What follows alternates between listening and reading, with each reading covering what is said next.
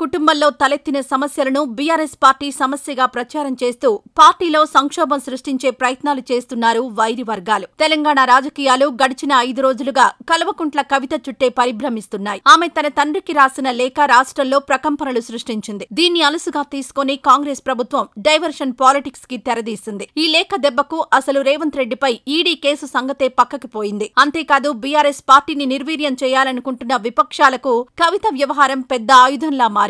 దాంతో పక్కనే ఏపీలో జరిగిన షర్మిల ఉదంతాన్ని గుర్తు చేస్తూ కేసీఆర్ సన్నిహితులు కవితకు హితబోధ చేస్తున్నారు. కవిత ఏం కోరుకుంటున్నారు? పార్టీలోనూ రాజకీయంగానూ తనకు ఒక సముచిత స్థానాన్ని. అందులో తప్పేం లేదు. కేసీఆర్ కూతురిగా ఒక రకంగా అది తన హక్కు కూడా. అయితే ఆ హక్కుని రాబట్టుకునే పద్ధతులుంటాయి. తండ్రితో నేరుగా మాట్లాడొచ్చు. ఇలా ఒక బహిరంగ లేఖ రాయడమేంటని కేసీఆర్ సన్నిహితులు కవితతోనే చెబుతున్నారు. కేటీఆర్ ని బీఆర్ఎస్ భవిష్యత్ నాయకుడిగా ప్రొజెక్ట్ చేస్తున్న నేపథ్యంలో పార్టీలో తన పరిస్థితి ఏంటనే విషయంపై కవిత ఆందోళన చెందడం సహజం. దాన్ని గుర్తించిన కేసీఆర్ వ్యతిరేకులు ఆమెను రెచ్చగొట్టి తిరుగుమాటు బావుటా ఎగరేసేలా ప్రేరేపించి ఉండొచ్చు అనే విశ్లేషణలు బయటకొస్తున్నాయి. ఆ ప్రేరేపించిన వ్యక్తులు ఎవరు అనే సంగతి పక్కన పెడితే ఇలా చేయడం వల్ల కేసీఆర్ తగ్గి తనకు పార్టీలో సమాన ప్రాధాన్యత కల్పిస్తారనే ఆశ కవితకు ఉండి ఉండొచ్చు. కానీ బయటకి ఏం మెసేజ్ వెళ్తుంది? పార్టీలో ఏదో జరిగిపోతోంది, కవిత కొత్త పార్టీ అంటూ కేసీఆర్ కి వ్యతిరేకంగా ఉండే పార్టీలు, మీడియా ఛానల్స్ ఊదరగొడుతున్నాయి. అసలు కవిత అంటే కేసీఆర్ కూతురుగానే గుర్తిస్తారు జనాలు. తెలంగాణ సాధించిన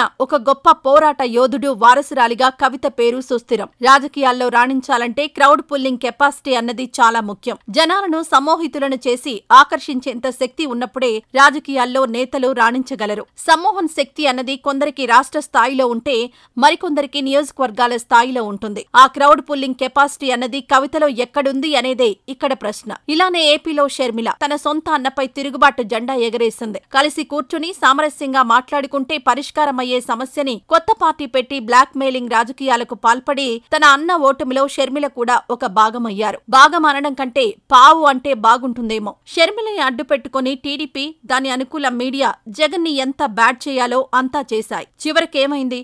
ఏం దక్కింది? ఇప్పుడు షర్మిల అంటే ఒక కామెడీ క్యారెక్టర్. రేపు తనకేదైనా కష్టం వస్తే అండగా నిలబడేది తన అన్న, వైసీపీ కార్యకర్తలు మాత్రమే. కవిత ఈ ఉదంతాన్ని బాగా గుర్తుంచుకోవాలి. తెలంగాణలో కేసీఆర్ ఆనవాళ్లు లేకుండా చేస్తామంటూ రెచ్చిపోతున్నారు కొందరు కాంగ్రెస్ నాయకులు. రాబోయే ఎన్నికల వరకు ఎలాగైనా బీఆర్ఎస్ పార్టీని నిర్వీర్యం చేయాలని చాలా మంది ఎడతెగని ప్రయత్నాలు చేస్తున్నారు. అలాంటి వారికి కవిత చిన్న ఆయుధంగా కూడా మారకూడదు. కేసీఆర్ కూతురిగా, కేటీఆర్ చెల్లెలుగా తెలంగాణ ప్రజల గుండెల్లో కవిత ఎప్పటికీ నిలిచిపోతారు. తనకు ఏం కావాలన్నా, ఏ కష్టాలున్నా తీర్చేది, ఆదుకునేది కుటుంబంలా అండగా నిలిచే పార్టీ క్యాడర్ మాత్రమే అని కవితకు మార్గనిర్దేశం చేస్తున్నారు రాజకీయ పరిశీలకులు.